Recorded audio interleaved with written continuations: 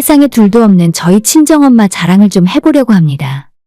정말 우리 엄마라서 하는 이야기가 아니라 인품으로는 동네에서 제일 간다고 소문이 날 정도로 주위에 인망이 두터우신 분이에요.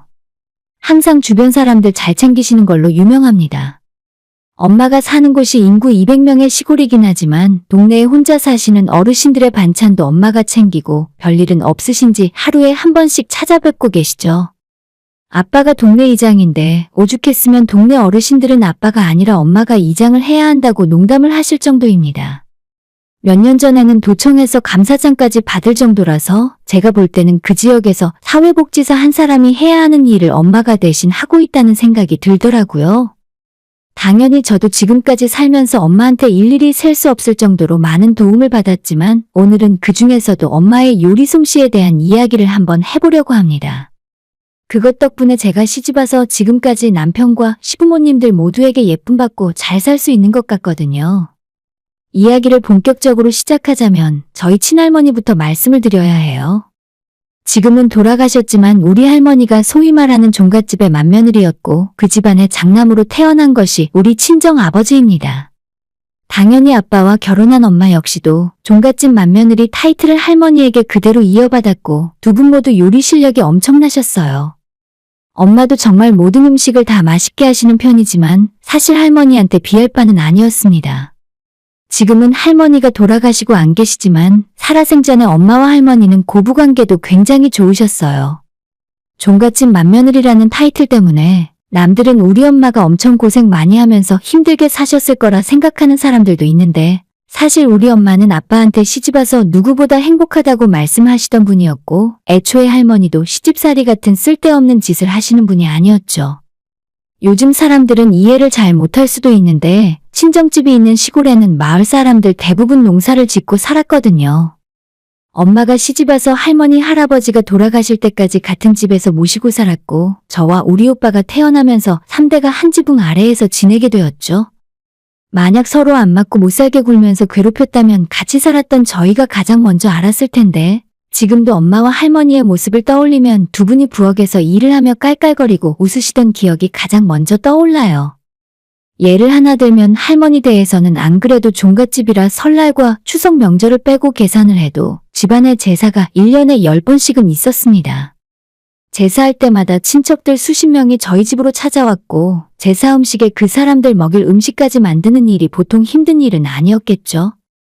그런데 저희 엄마가 이 집안 며느리로 들어오고 나서는 10번이나 제사 지내는 것이 너무 힘들고 부당한 것 같다고 할머니가 직접 할아버지에게 말씀을 하셔서 1년에 명절 2번과 바로 윗대 조상님까지 2번의 제사만 지내는 걸로 바뀌었죠.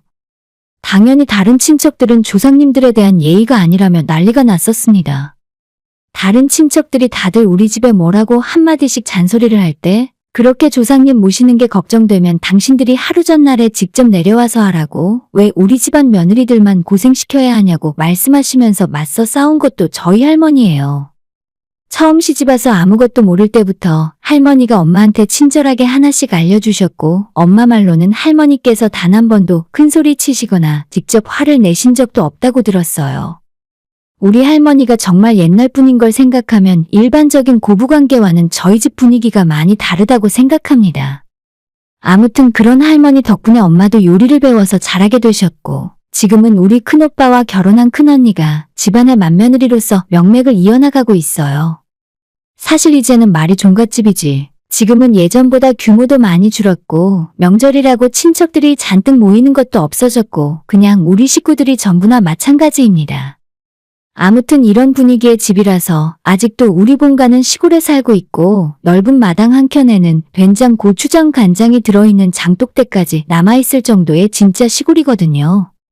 제가 남편이랑 결혼하고 얼마 지나지 않았을 때 친정에서 하루 자고 올라온 적이 있었는데 그때 엄마가 너희도 가져가서 먹고 서울 올라가면 시부모님께 가져다 드리라며 엄마가 직접 만드신 식혜와 동치미를 커다란 김치통으로 한 통 싸주셨어요. 예전보다 많이 집안 살림이 줄었다고는 하지만 아직도 친정에 내려가면 메주를 띄워서 장독대에 된장 고추장을 직접 만들어서 담그시고 김치 냉장고만 3대, 커다란 양문형 냉장고 2대, 그리고 전용 냉동고가 하나 따로 있을 정도로 작은 살림은 아니에요. 친척들 왕래가 예전보다 많이 줄었다곤 하지만 아직까지 찾아오시는 손님들도 있고 저희 엄마 성격 자체가 음식을 한 번 할 때 많이 만들어서 동네에 혼자 사는 사람들이나 주변에 나눠주는 걸 원체 좋아하십니다.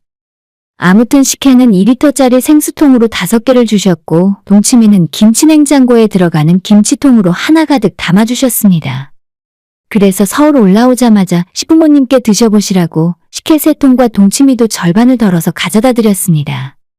그런데 그 식혜와 동치미를 시부모님과 신우가 맛을 보더니 너무 깜짝 놀라시더라고요. 세상에 이렇게 맛있는 식혜는 처음 먹어본다. 파는 거랑 비교가 안 되네. 동치미는 직접 담그신 거야? 호텔에서 파는 것보다 더 맛있는 것 같은데. 대체 동치미에 뭘 넣은 거냐고 계속 물어보시면서 비법을 알려달라고 하셨어요. 저는 우리 엄마처럼 요리를 잘하지는 못하지만 예전부터 어깨너머로 보고 배운 것이 있기 때문에 대충 하는 방법 정도는 알거든요. 친정엄마 동치미에 특별하게 비법 재료가 들어가는 건 아닙니다. 겨울이 오기 전에 깨끗한 물이랑 무와 무청 그리고 적당한 소금과 마늘 생강, 엄마가 미리 만들어둔 고추장아찌가 조금 들어가요. 그래서 그걸 우리 친정집 마당을 아빠가 깊게 파고 거기에 항아리를 묻어서 겨울 내내 익히는 것이 비법의 전부거든요. 독이 얼어서 깨지지 않도록 날이 너무 추워지면 위를 덮어서 보온에 신경도 써줘야 하고 어느 정도 시원한 온도가 항상 유지될 수 있도록 신경과 정성을 쏟아야 합니다. 그래야 추운 겨울에도 동치미가 아주 맛있게 익어가죠. 이걸 말로 설명해봐야 어차피 서울에서 따라할 수도 없고 엄마가 쓰는 소금이나 무 자체가 최고 좋은 것들이라서 똑같은 방법으로 똑같이 만들어도 그 맛이 나진 않을 거예요. 식혜 하나만 하더라도 시중에서 파는 엿기름을 사다가 쓰는 것이 아니라 친정엄마는 겉보리를 불려서 싹을 틔우고 그걸 다시 100년도 넘은 맷돌로 직접 갈아서 준비하세요. 그리고 직접 손으로 바락바락 주무르시고 꼭 짜서 앙금을 낸 뒤에 다시 고운 체에 거르고 가라앉혀서 고두밥에 윗물만 부어서 섞으시죠. 이게 진짜 말로는 설명이 아예 불가능한 것이 같은 재료로 똑같은 방법을 사용해서 만들더라도 만드는 사람에 따라서 완전 천차만별 차이가 납니다. 고두밥을 짓는 방식이나 그 위에 엿기름 물을 부어서 섞을 때도 적당한 시간을 가라앉혀서 윗물을 사용해야 하는데 그래도 앙금이 아예 안 들어가면 또 깊은 맛이 나질 않아요. 다른 건 몰라도 김장김치 동치미 식혜만큼은 우리 엄마를 따라갈 사람이 없습니다. 할머니가 독보적인 손맛을 갖고 계셨는데 세상을 떠나신 지금은 친정엄마가 최고죠. 식혜 만들 때도 다른 부재료들은 필요 없다고 하시면서 엿기름, 밥 그리고 약간의 설탕만 사용하신다고 해요. 시어머니가 너무 맛있어서 흉내라도 내보고 싶으니 비법을 알려달라 하시길래 엄마한테 물어봤는데 서울에서 살면서 그 귀찮은 걸 뭐하러 직접 하시냐고 앞으로 언제든지 먹고 싶을 때마다 택배로 보내주신다고 하셨습니다. 그 이후로 꼬박꼬박 한 달에 한 번씩은 친정에서 택배가 올라옵니다. 열어보면 시부모님이랑 나눠 먹고도 충분한 양의 각종 김치나 젓갈동치미, 식혜 등등이 잔뜩 들어있어요. 가을에는 아빠가 껍질 깎아서 말린 곶감도 보내주시고 산에서 직접 딴 밤이나 감자 고구마 옥수수도 보내주십니다. 받으면 항상 시댁의 절반 정도를 나눠드리는데 시부모님도 받을 때마다 항상 우리 엄마한테 감사하다고 직접 전화하시고 한우 선물 세트 같은 걸 저희 친정집으로 보내세요. 결혼식 이후로 양가 부모님들이 한 번도 직접 얼굴을 마주한 적은 없으시지만 엄마가 만든 음식 덕분에 연락 자주 하면서 선물도 주고받으며 좋은 관계로 지내시는 것 같아요. 제가 올해로 결혼하고 4년이 지났는데 지금까지 살면서 남편이랑 크게 싸운 적도 없었고 당연히 시부모님과도 아주 좋은 관계를 유지하고 있습니다. 이런 말을 하는 것이 맞는지는 모르겠는데 제가 시댁에 갈 때마다 시부모님 두 분이 저를 바라보는 눈빛에서 꿀이 뚝뚝 떨어지는 것 같아요. 물론 저를 너무 사랑해서 그런 건 아니고 제 손에 들려있는 친정엄마 식혜와 반찬들 덕분에 제가 찾아오는 걸 오매불만 기다리고 계십니다. 주는 입장에서 받는 사람이 이렇게 좋아하고 항상 맛있게 잘 먹었다고 말씀을 해주시니까 저도 엄마도 기분이 좋더라고요. 남편 만나서 연애할 때도 제가 종갓집에서 태어났다고 하니까 처음엔 믿지 않았습니다. 요즘 세상에 그런 게 어디 있냐고 해서 사귄 지 2년 되었을 때 남편을 부모님께 소개해드리려고 데리고 내려갔어요. 마당과 대문이 있는 우리 집 모습에 일단 한 번 놀라고 개량 한복을 입고 계신 우리 아빠를 보고 또 한 번 놀라더라고요. 아빠는 항상 옛날부터 개량 한복을 입고 다니셔서 저나 우리 오빠들은 그러려니 합니다. 아무튼 그런 모습에 남편이 잔뜩 긴장했지만 잠시 후에 우리 집 밥상을 보고 또다시 크게 놀랐어요. 원래 저희 집은 평소에 밥을 먹을 때도 밥상 위에 반찬이 많이 올라오는 편인데 그날은 제가 결혼할 남자를 인사시키러 데려온다고 해서 엄마가 밥상 위에 올라가는 반찬에 완전 힘을 잔뜩 주신 상황이었죠. 지금은 정확하게 기억은 안 나지만 커다란 우럭 같은 생선으로 찜도 만들었고 한우와 송이버섯으로 만든 떡갈비에 만두도 직접 빚어서 전골까지 끓이셨어요. 그 외에 게장이나 각종 밑반찬들 포함해서 밥상 위에 반찬이 20가지는 깔려있던 것 같았습니다. 남편이 태어나서 처음 받아보는 밥상에 눈이 휘둥그레졌고 엄마는 다 먹기 전엔 못 가니까 남김없이 먹으라 하셨어요. 아빠도 아끼던 술을 꺼내서 저희 남편이랑 같이 마시기 시작했고 그날 해가 떨어지고 한밤중이 될 때까지 두 남자가 술을 마셨습니다. 원래는 밥만 먹고 인사드리고 올라올 생각이었는데 본의 아니게 술에 잔뜩 취해서 처음 인사드리러 온 날에 하루를 묵고 가게 되었죠. 다음날 아침에 눈을 뜬 남편이 얼마나 소스라치게 놀라던지. 눈 뜨자마자 우리 엄마가 직접 끓인 황태국에 또 아침상을 거하게 받아들고 나서야 저희는 다시 서울로 돌아올 수 있었습니다. 그때는 밥 먹고 술 마시느라 정신이 없어서 깜빡했었는데 저희가 결혼을 해도 될지 허락을 받지 않았더라고요.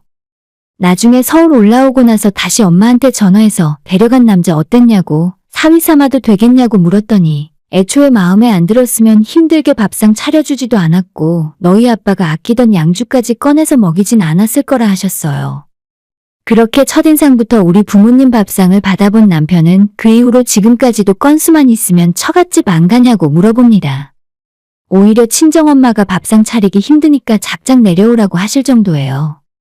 생각해보면 제가 남편을 만나고 결혼해서 지금까지 시부모님한테 예쁨받고 잘 살고 있는 건 우리 엄마 덕이 제일 큰 것 같아요. 저는 엄마 요리 실력에 반도 못 따라가지만 그래도 지금까지 남편이나 시부모님이 제가 하는 음식을 먹고 맛이 없다고 한 적은 없었어요.